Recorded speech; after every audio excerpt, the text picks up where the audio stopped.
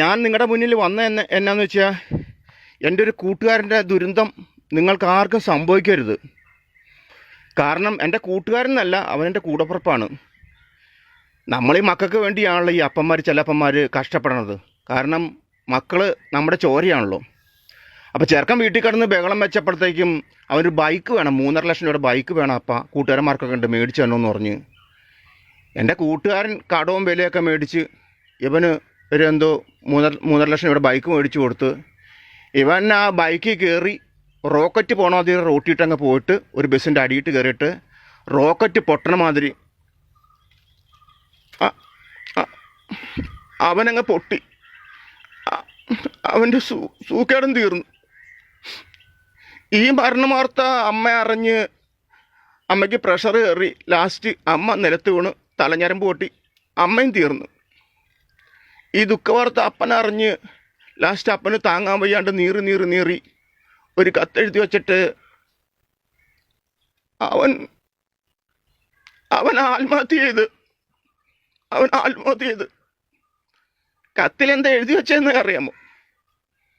അവൻ കാരണമാണ് അവൻ്റെ മോൻ മരിക്കാൻ കാര്യമൊന്നും. ശരിയല്ലേ?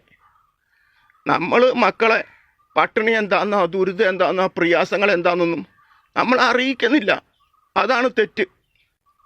മറിച്ച് 2 ദിവസമെങ്കിലും ഈ മക്കളെ പട്ടിണിക്കിട്ടിട്ട് വിശപ്പിൻ്റെ വിളി എന്താണെന്ന് അവർ അറിഞ്ഞായിരുന്നെങ്കിൽ ഇങ്ങനെ സംഭവിക്കില്ല. നമ്മളെ അവർ ഓർത്താനെ. നമ്മൾ ഈ കുടുംബം നോക്കണ അപ്പന്മാരൊക്കെ കാണപ്പെട്ട ദൈവമാണ്. അമ്മ മക്കളെ പഠിപ്പിക്കണമെന്നേ.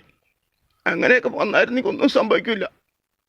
നമ്മൾ ഈ കല്യാണമൊക്കെ കഴിച്ച് കുടുംബം നോക്കാൻ വേണ്ടി നമ്മുടെ സന്തോഷങ്ങളൊക്കെ നമ്മൾ മാറ്റിവെച്ച് നമ്മുടെ ദുഃഖങ്ങളൊക്കെ നമ്മൾ മറച്ചു വെച്ച് ഇവർക്ക് വണ്ടിക്കാളനെ കൂട്ട് പണിയെടുത്ത് കൊടുക്കണേ. നമ്മളിങ്ങനെ തെറ്റാന്നേ, നമ്മളിങ്ങനെ തെറ്റാ. കരച്ചിലും മണ്ണുണ്ട്. തെറ്റാ. എൻ്റെ ബാല്യകാലം എന്നൊക്കെ പറഞ്ഞ ഈ കല്ലും മുള്ളും നിറഞ്ഞതായിരുന്നു. അന്ന് നാഴി കഞ്ഞിവെള്ളം കുടിക്കാനൊക്കെ ഞങ്ങൾ ആഗ്രഹിച്ചിട്ടുണ്ട്, കൊതിച്ചിട്ടുണ്ട്. അന്ന് ഞങ്ങൾ വിശപ്പ് അടക്കണ എന്നാന്ന് വെച്ച് കഴിഞ്ഞാൽ ചക്ക, മാങ്ങ, കപ്പ, ആഞ്ഞിലിപ്പഴം, കൊട്ടങ്ങാപ്പഴമൊക്കെ വയറ് നിറച്ച് നിന്ന് വെള്ളവും കുടിച്ചാണ് വിശപ്പ് മാറ്റണത്. അന്ന് ഞങ്ങളുടെ പെരെ കോലപ്പരയാട്ടോ. എന്ന് വെച്ചാൽ മഴ പെയ്ത് കഴിഞ്ഞാൽ വെള്ളം മുഴുവൻ അകത്ത് വീഴും. അത്രയ്ക്ക് ചോർച്ച.